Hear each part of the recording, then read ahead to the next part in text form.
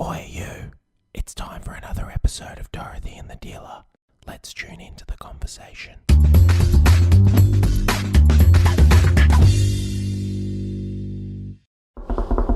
I don't know. I literally don't know what song to sing today. Dun, dun, dun. No, it's got to be a song. Oh, you know what? The kids, I've been doing chasing around the kids in the swimming pool. Oh, yes. This is how I do it. You ready? And I love it. You may remember this. Dun-dun. Because Ollie gets around. He has this outfit that he zips up and he puts on, but it gives him a wedgie, and he looks like a very small sumo wrestler. So I pretend I'm the bum biting shark. So I chase him around the pool going dun dun dun dun dun dun dun So dun dun, and he looks back at me and goes dun dun dun dun dun dun dun dun dun dun dun dun dun, and then I go up and I bite his bum. Do you know why that movie was so captured so many people? Do you know why? Why? Because they never showed the shark until halfway through the movie. Really? Yeah. The I rest even of it, remember watching the rest of it was just the music and the anxiety that he was building up in the audience, and then a spurt of blood in the water, and then a body, So you wanted to know. So that's called a hook. Right. That's called a hook. That's how they hook people in, because right at the beginning you want to know, well, what is this thing? How big is it? Did the title Jaws have something to do with that? Wow. Anyway, we've caused a bit of we've caused a bit of debate here in the studio, haven't we? Just now, talking about this next topic. Yeah. So shall we talk about this topic? Yeah. And let's do it and see what happens. Yeah. A few years ago, I think it was a couple of years ago, last year. No, a couple of years ago, I think it was. I wrote a blog post, and this blog post was about, I think it was just after Trump got elected, right? And this blog post was about the true revolution of love. And it's just come up in topic today, and I think we should share it. Because somebody was getting slammed really badly online. So Constance has been getting slammed online. Constance Hall. Well, she always does. And there's a lot of people who do, right? Yeah. And they get slammed. Well, it's not just that. I don't even know where to start, but I think the best place to start with this is starting with keyboard warriors who see something on Facebook, right? And behind the safety of their little, screen and in their comfort of their own home, they're writing stuff about other people that they absolutely know nothing about, right? Yeah. Now, we're all about balance. We teach about balance, and there's definitely things that affect us in terms of when we see things happening in the world. But ultimately, one of the things we understand is that the balance is there no matter what. Right? Every single time. Okay. So the way I started this blog was about the posts that you sometimes see on Facebook of a person who has just hunted down some sort of wild animal, a giraffe or an elephant or a lion, and they're having their picture taken, smiling with they've got the shotgun in hand, and the dead animal is next to them. Yeah. Right? Now, so there's a picture of that goes up on Facebook. Yeah, and next thing you see, and the first thing everybody is thinking is how could anybody do that, right? Right. And I can understand that sentiment, but when you look at the comments, and when you're, if you're ever to scroll down and see those comments, right, you're looking at people saying things like, "Shoot him," they should be shot dead, da da da da. So what's happening is that there's a double standard. Yeah. They're saying that person shouldn't be doing this because I don't see that this is a positive thing. And I'm going to say to them, shoot them, right? Yeah.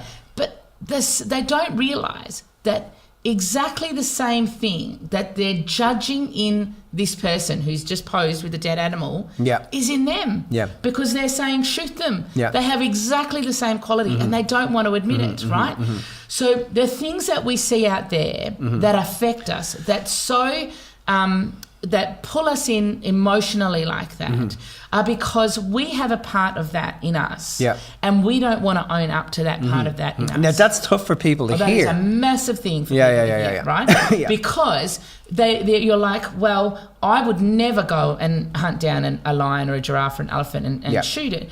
But if you stopped, But and you'll gladly join the clan that wants to line these people up against the wall and shoot them for doing so it. in one hand you're saying I would never do this, but I'd gladly kill a human that's killed an animal. Absolutely. So now you've just become the person that you're condemning. Exactly. So sometimes when you see it as big like that, you see I would never do that. You got to break it down, because you got to think about what other traits and qualities that this person that seeing that photo has elicited in you. Do you think that they're a murderer? Do you think that they're I don't know, give me selfish, whatever qualities and characteristics that you see in that person. A murderer, a killer, whatever, thoughtless. They're in you, 100%, right? So we all have a murderer in us. We all have that part of us, absolutely, because whether we imagine something or whether we do it, it's exactly the same thing. Well, exactly the same areas in our brain are lit up, are fired when we're imagining something or we're doing something. I saw I think I may have mentioned this in a previous podcast.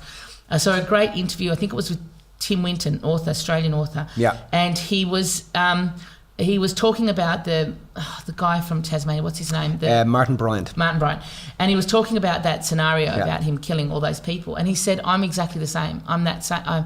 He said, I'm the same. I have those qualities in me. He said, because I remember, I remember, he said, I was sitting at a window once with what do they call it? Air rifle. And he said, and I imagine, I know half the story. With a semi-automatic 16 and inch shoot. And he said, I remember looking out this window and thinking I could easily do it. The only difference between me and him is that he actually pressed the trigger. So this to me is wisdom, knowing that anything that we condemn in another person is exactly the same as what we're condemning in ourselves. It's just easier to be pissed off at it in another person than to look at it in yourself and say, actually, I have this too. I own this trait. So when the other thing is that when you're slamming another human being and you're saying something bad about another human being, it's because you haven't got anything good to say about yourself. 100%. So it's easier for us to voice it on the outside than it is to take responsibility on the inside.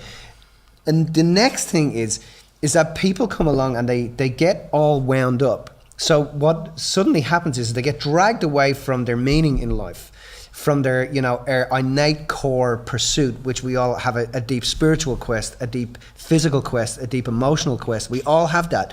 A deep metaphysical quest. We all have that. But they get pulled from that deep quest that every human being is here to have by something that is outside of them. So their creative capacity, their consciousness, their will all gets dragged away based on an ad. And a lot of the time when you have a look behind these ads, a lot of the pictures are doctored, a lot of the time it's just clickbait, and that's all it is.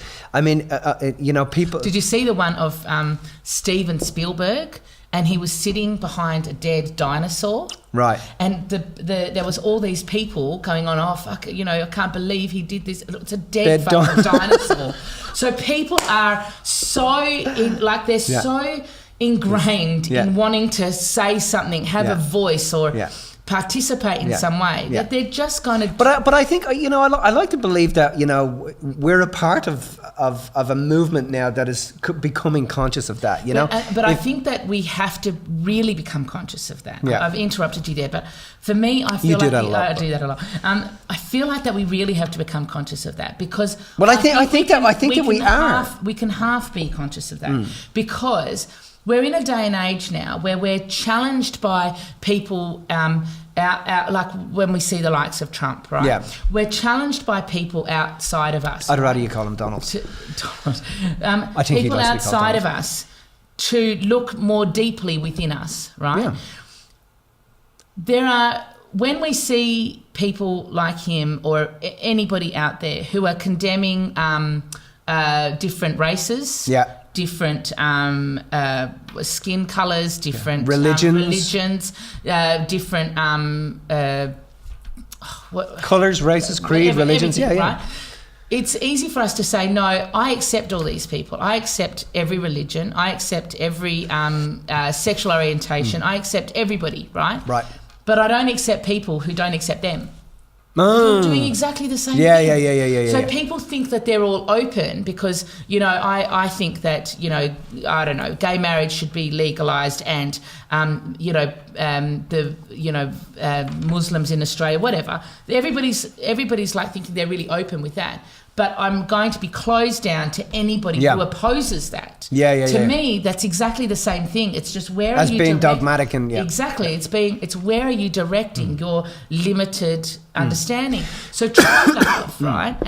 And this was evident when Trump got elected. And this is one of the other things I said in the blog, is that you had the Women's March. Yeah. Now, firstly, if anyone stops to look, the fact that you had that many women and people getting together and recognising that, hang on a second, this is how we want to be treated, etc. That in itself was a good thing, right? But then when people were speaking, right, and you had Madonna, and I love Madonna, but when she was speaking, I love right, Madonna too. When she was speaking, she was very, she was talking about the revolution of love, right? And she said, this is a revolution of love and we're all coming together and stuff like that. But then she said something like, fuck Trump or fuck the haters or something like that.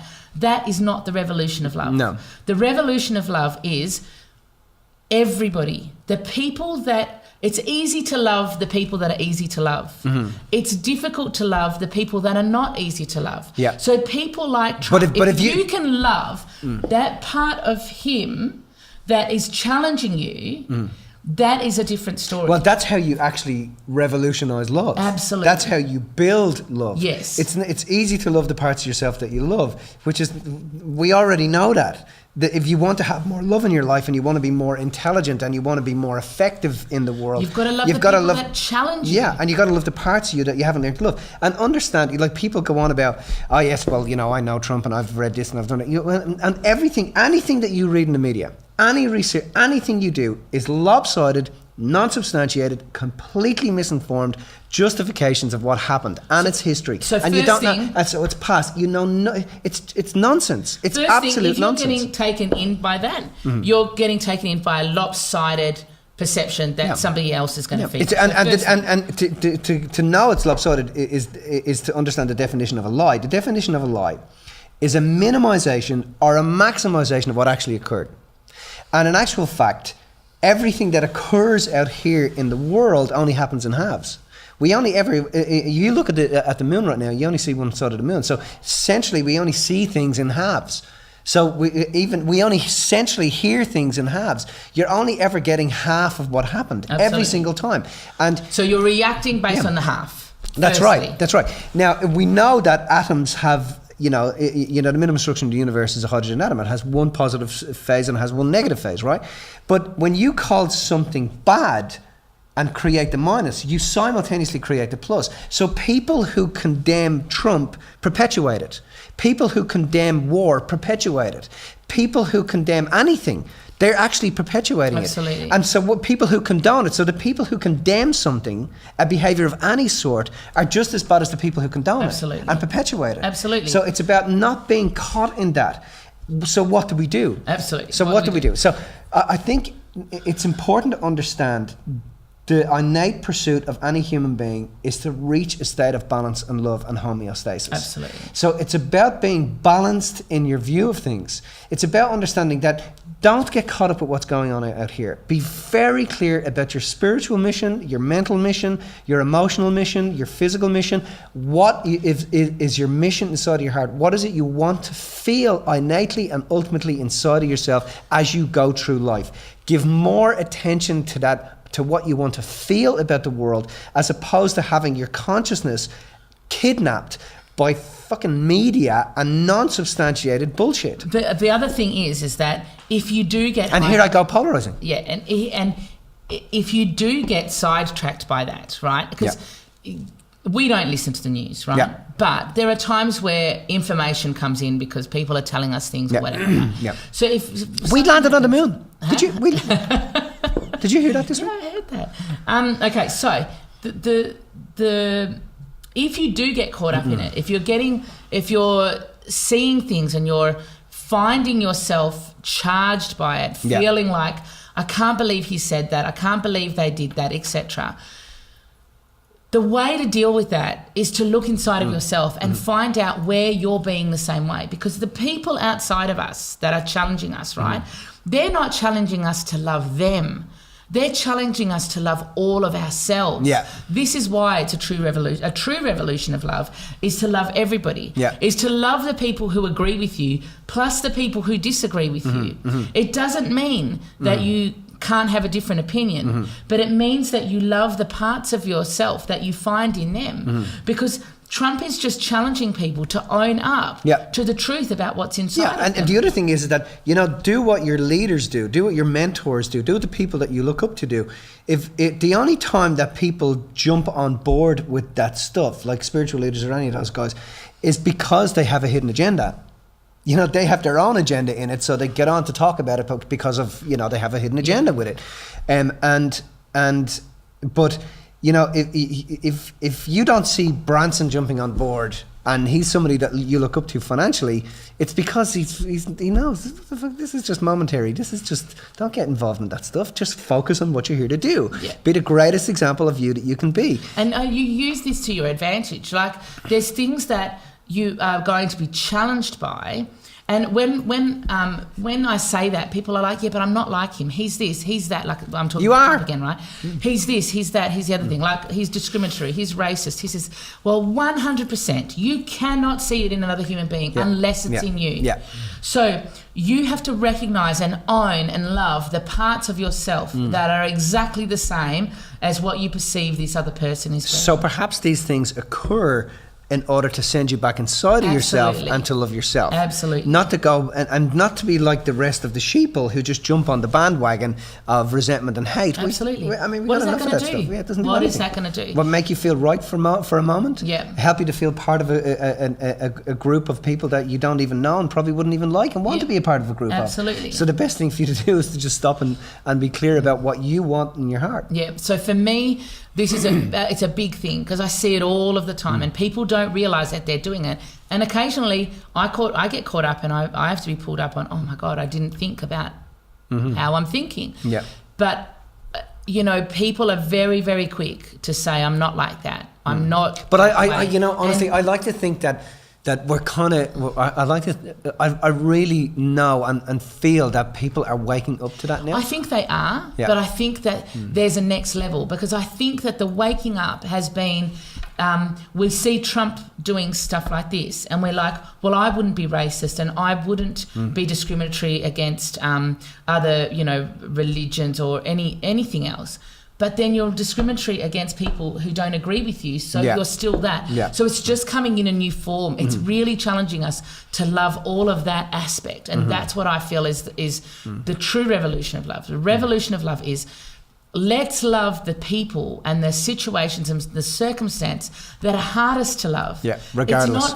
It's you're not achieving anything by loving the people that come and give you flowers and roses every day.